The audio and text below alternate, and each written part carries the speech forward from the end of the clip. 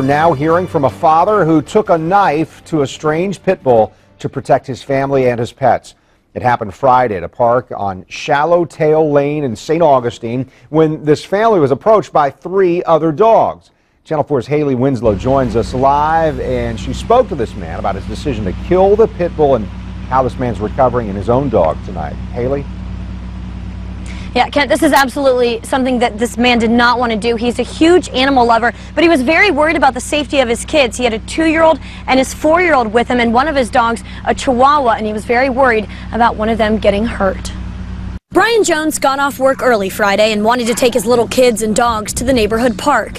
They got down the street when 3 dogs started trotting towards them, 2 of which were pit bulls. I picked up my 4-year-old. I couldn't get to the 2-year-old in time, and the dog was approaching the 2-year-old. So when he got about 1.5 feet away from him, and that's when I decided to take action on the dog. Jones says he kicked the dog, and the other pit bull went for his leg. I struggled with the one that was on my leg, and I thought I had suffocated him. I had put him in a choke, and he laid lifeless after about 3 minutes. Jones says his neighbor rushed out and got his kids to safety. Then Jones went to save his dog Brody that was being attacked. He chased the dogs 1/4 mile down the street to his house, but says the pit bull wasn't letting up. He ran inside and grabbed a knife. I didn't know if the dog that I thought I had suffocated was still with my kids and my neighbor, so I just had to do a kill shot. I just stabbed him in the back. Just because I didn't know I didn't know if he felt defeated, and I've heard that they fight to the death. Brody just got home from the vet. He had to have 30 stitches and these little rubber things to help with drainage, but he's expected to be just fine.